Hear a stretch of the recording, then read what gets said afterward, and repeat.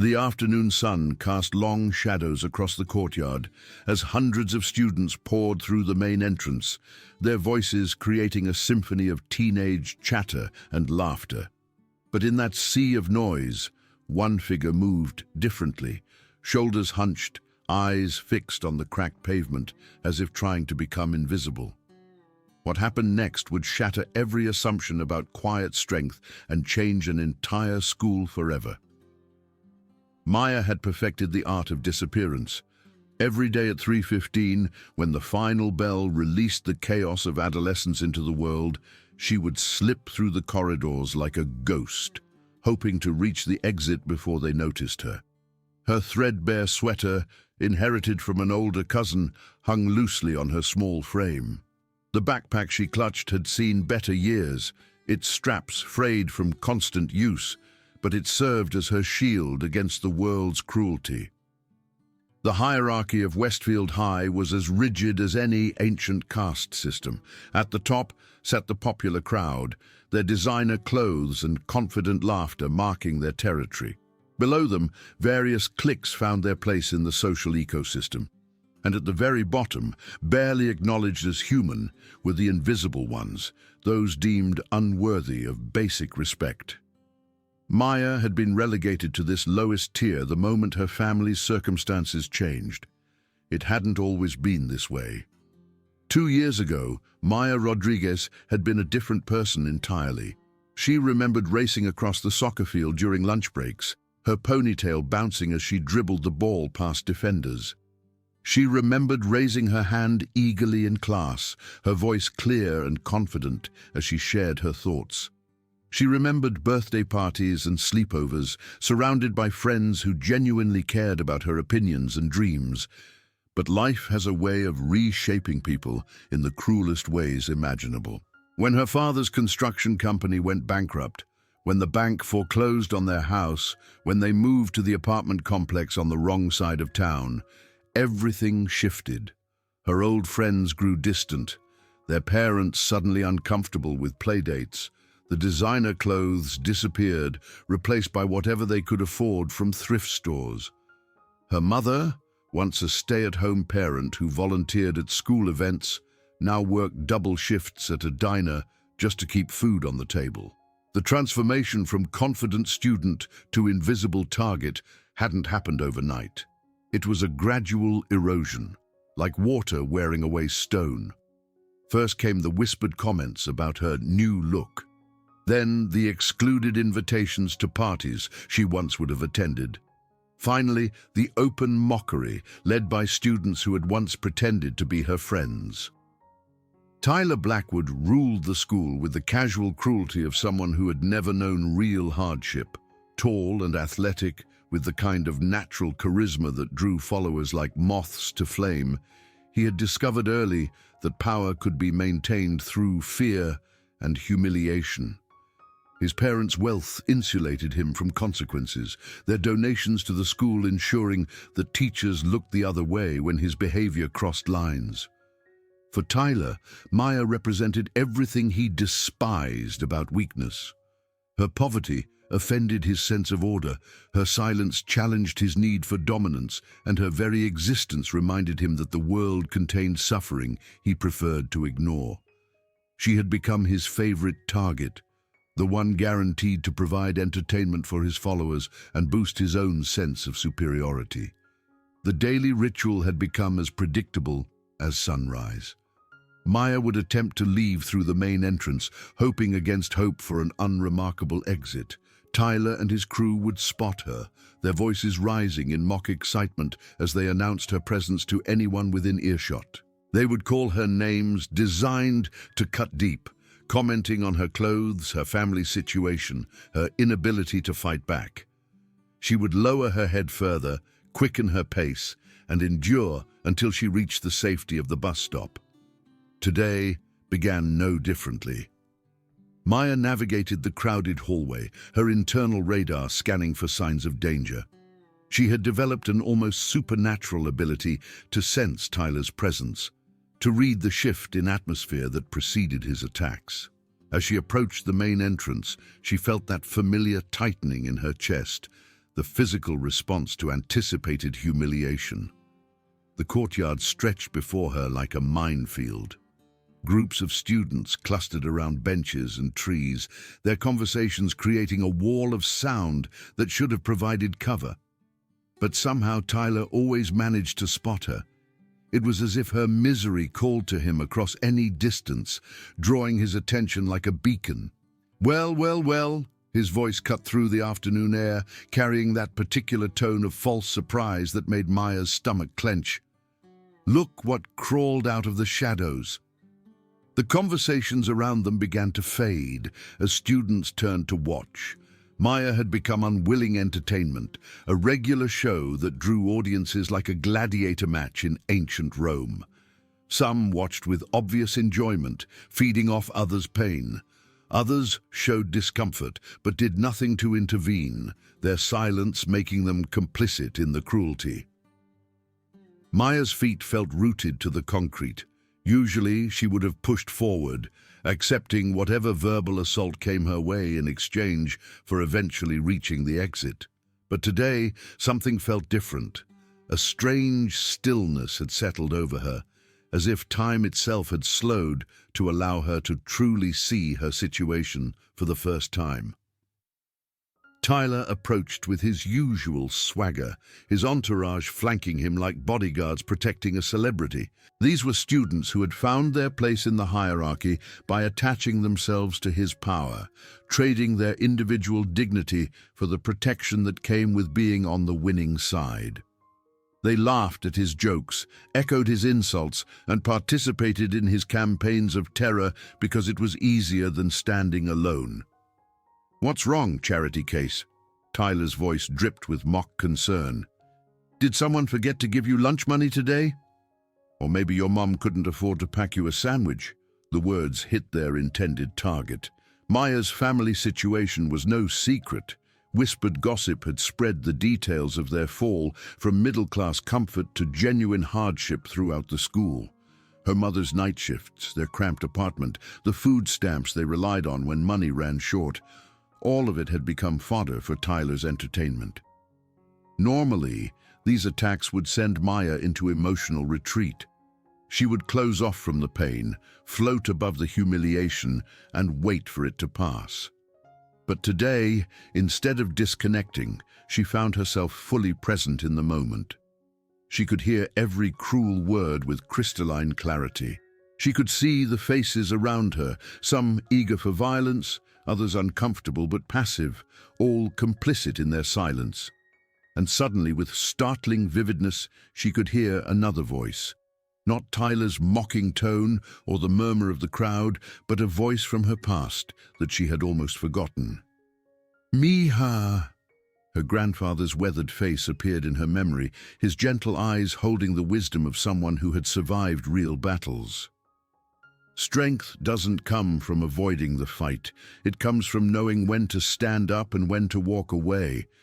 But never ever let anyone convince you that you are less than you are. Alejandro Rodriguez had been a different kind of man than Tyler could ever understand. Born into poverty in a small Mexican village, he had immigrated to America with nothing but determination and an unshakable belief in human dignity. He worked construction for 40 years, his hands growing calloused and his back bending under the weight of honest labor. But in the evenings, when other men might have collapsed in front of television, he taught his granddaughter lessons that went far beyond what any school could provide. Those summer evenings in his backyard seemed like a lifetime ago now. While other children played video games or watched cartoons, Maya learned discipline, focus, and the ancient art of turning an opponent's strength against them. Her grandfather had studied martial arts during his military service, and he passed on not just techniques, but philosophy, the understanding that true power came from self-control, not domination. "Fighting is not about hurting others," he would say, as they practiced slow, deliberate movements in the fading light. "It's about protecting yourself and those who cannot protect themselves. A true warrior seeks peace, but is prepared for war." Maya had absorbed these lessons without fully understanding their significance. The movements became muscle memory, the breathing techniques second nature, the mental discipline as natural as walking. She never imagined she would need these skills for anything more serious than the friendly sparring sessions in her grandfather's yard. But now, standing in the courtyard with Tyler's cruelty washing over her like acid rain, every lesson came flooding back. The stance that provided perfect balance, the breathing pattern that maintained calm under pressure, the mindset that transformed fear into focused energy. Most importantly, the absolute certainty that she deserved respect, regardless of what others believed. Tyler was still talking, his voice growing louder as he sensed an opportunity to really hurt her. The crowd was growing too, drawn by the promise of entertainment. Someone had already pulled out a phone, eager to capture Maya's humiliation and share it across social media. The whole scene had the feeling of a public execution, with Tyler as the executioner and everyone else as willing spectators. "I heard your mom's working at that greasy diner on 5th Street, Tyler continued, his words designed to inflict maximum damage. "Bet she smells like French fry oil when she comes home, if she even comes home, probably too embarrassed to face her loser daughter." The insult about her mother crossed a line that Tyler didn't even realize existed. Maya's mom worked 18-hour days to keep their family afloat, sacrificing her own comfort and dignity so that Maya could stay in school and have some semblance of normal life. She came home exhausted, her feet swollen from standing all day, her hands cracked from constant washing, but she never complained. She would ask about Maya's homework, help with whatever she could, and somehow find the energy to encourage her daughter's dreams even when her own had been abandoned long ago. For Tyler to mock that sacrifice, to turn her mother's strength into a source of shame, revealed the true depth of his ignorance and cruelty. He had never known what it meant to watch a parent struggle, to feel the weight of family responsibility, to understand that dignity could be found in any honest work. Something fundamental shifted in Maya's chest. The fear that had paralyzed her for so long suddenly transformed into something else, not anger exactly, but a calm, cold determination. She could feel her grandfather's presence, could hear his voice reminding her that she was worthy of respect regardless of her circumstances. For the first time in months, Maya raised her head and looked directly into Tyler's eyes. The change was so unexpected that the entire courtyard seemed to hold its breath. Tyler faltered mid-sentence, confused by this deviation from the script they had performed dozens of times. The crowd sensed something different too, an electricity in the air that suggested this encounter might not end as predictably as usual. Maya's eyes weren't the frightened, defeated eyes Tyler had grown accustomed to seeing. They held something he had never encountered before, absolute fearlessness, not the reckless bravado of someone with nothing to lose, but the quiet confidence of someone who had finally remembered their own worth. Tyler recovered quickly, his natural arrogance reasserting itself. This was still just the weird, poor girl, still just an easy target for his entertainment. If anything, her defiance made the eventual humiliation more satisfying. He stepped closer, invading her personal space with the casual aggression of someone who had never been truly challenged. "Oh, look at that," he sneered, his voice carrying to every corner of the gathered crowd. "The mouse is trying to stare me down. What's next? You going to threaten me with your daddy's construction tools? Oh, wait, he doesn't have any anymore, does he?" The laughter that erupted from his followers was sharp and cruel, designed to reinforce Maya's position at the bottom of the social hierarchy. But instead of looking away or stepping back, Maya remained perfectly still. Her breathing was deep and controlled. Her stance subtly shifted into something more balanced, her entire presence radiating a kind of centered power that Tyler's crude dominance couldn't understand. Years of her grandfather's training had taught Maya to read opponents, to see beyond their words to their true intentions and weaknesses. Looking at Tyler now, she saw not strength, but desperate insecurity. His need to dominate others revealed his own deep fear of being powerless. His cruelty masked a terror of being seen as weak himself.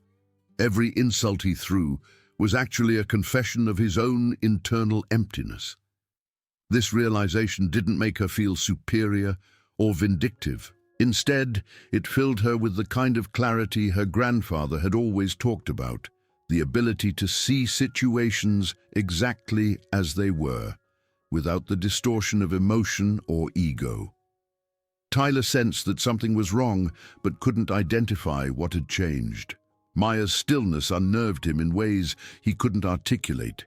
He was used to reactions, fear, anger, tears, desperate attempts at escape. This calm attention was something entirely new, and it made him feel exposed in ways that scared him. To cover his confusion, he decided to escalate. Physical intimidation had always worked before. He reached out to shove Maya's shoulder, planning to knock her off balance and reassert his dominance through force. It was the moment Maya had been unconsciously preparing for since her grandfather's first lesson years ago. Tyler's hand moved toward her shoulder with all the arrogance of someone who had never met real resistance. But before he could make contact, Maya moved. Her response was so fluid and controlled that it seemed almost like a dance. One smooth motion that redirected his forward momentum and used his own force against him. Her grandfather had called it borrowing strength, the principle that allowed a smaller person to defeat a larger opponent by channeling their aggression back at them. Tyler found himself suddenly airborne, his feet leaving the ground as Maya's technique lifted him with his own momentum. For a moment that felt like eternity, the school bully hung suspended in space, his face frozen in shock and disbelief. The silence that followed was absolute. Even the birds seemed to have stopped singing. Every student in the courtyard stood transfixed, their minds struggling to process what they had just witnessed. The social order they had all accepted as natural law had been shattered in a single moment. When Tyler finally found his footing again, stumbling backward with his face pale and his confidence completely evaporated, nobody moved. His followers looked as stunned as everyone else, their usual eager support replaced by confused silence. The phones that had been raised to record Maya's humiliation now captured Tyler's, but nobody seemed to know what to do with the footage. Maya herself showed no triumph or satisfaction. She simply stood in the same centered position, her breathing calm and controlled, waiting to see what would happen next. Her grandfather's voice echoed in her memory. Victory is not about defeating others. It's about maintaining your dignity and protecting your peace. Tyler's mouth opened and closed like a fish gasping for air. For the first time in his life, he had encountered someone who was fundamentally unimpressed by his power. Maya wasn't afraid of him, wasn't seeking his approval, wasn't even particularly interested in fighting him. She had simply refused to be dominated, and that refusal had revealed how fragile his authority really was. The crowd began to murmur, whispered conversations spreading like ripples across water. Some students were already pulling out their phones, eager to share what they had witnessed. Others looked ashamed, suddenly aware of their own complicity in months of systematic cruelty. A few seemed genuinely inspired, as if Maya's moment of courage had reminded them of their own capacity for dignity. Instead of pressing her advantage or savoring Tyler's humiliation, Maya did something that surprised everyone even more. She turned and began walking toward the exit with the same measured pace she had always used, as if nothing extraordinary had happened at all. Her refusal to gloat or celebrate made the moment even more powerful. Tyler's defeats were usually followed by boasting and posturing from whoever had managed to best him temporarily. But Maya's quiet dignity suggested that she had never been fighting Tyler at all. She had been fighting for her own self-respect, and having reclaimed it, she had no need for further conflict. Behind her, the social dynamics that had governed Westfield High for years began to crack and shift. Students who had never questioned the hierarchy suddenly saw it for what it was: arbitrary cruelty maintained by collective cowardice. Tyler's power had always depended on others' willingness to accept his dominance, and Maya's simple refusal to participate had revealed how hollow that power actually was. The weeks that followed brought changes that rippled through the entire school community. Tyler found himself increasingly isolated, his former followers drifting away as they realized that association with him no longer guaranteed protection, but instead made them targets of growing social disapproval. Teachers who had previously ignored the bullying suddenly began paying closer attention, perhaps shamed by their own previous inaction. Maya herself remained largely unchanged in her daily routine. She still wore the same modest clothes, still carried the same worn backpack, still focused on her studies with quiet determination. But something fundamental had shifted in how others saw her. Students who had previously looked through her as if she didn't exist now acknowledged her presence with respectful nods. A few even approached her with genuine curiosity, drawn by the quiet confidence she radiated. She never spoke about what had happened that day, never tried to capitalize on her newfound status, never sought revenge against those who had tormented her. Instead, she channeled her energy into her education and her family, working part-time jobs to help with expenses while maintaining excellent grades. Her mother noticed the change too, a straightening of her daughter's shoulders, a clarity in her eyes that hadn't been there for months. The story of that afternoon spread far beyond Westfield High, becoming a legend that was retold with various embellishments and interpretations. Some versions focused on the physical technique Maya had used, others on the social justice aspect of the poor girl defeating the rich bully. But those who had actually witnessed the moment understood that the real story was quieter and more profound than any dramatic retelling could capture. It was a story about the moment when someone remembered their own worth, about the power that comes not from dominating others, but from refusing to be dominated, about the difference between strength and force, between confidence and arrogance, between justice and revenge. Years later, when Maya graduated as valedictorian and earned a full scholarship to university, some people would trace her success back to that moment in the courtyard, but Maya herself understood that the moment had been less about winning a fight and more about finally listening to the voice her grandfather had planted in her heart long ago. The lesson she learned that day, that dignity cannot be taken away, only surrendered, would guide her through every challenge that followed. And sometimes, late at night when the world felt heavy and uncertain, she could still hear her grandfather's gentle voice, reminding her that true strength was always quiet, always disciplined, and always unstoppable when it finally chose to rise. The courtyard at Westfield High still exists, filled each day with new generations of students navigating the complex social dynamics of adolescence. But those who were there that afternoon carry with them the memory of a moment when silence broke, strength spoke, and the world learned to listen to the power of quiet courage.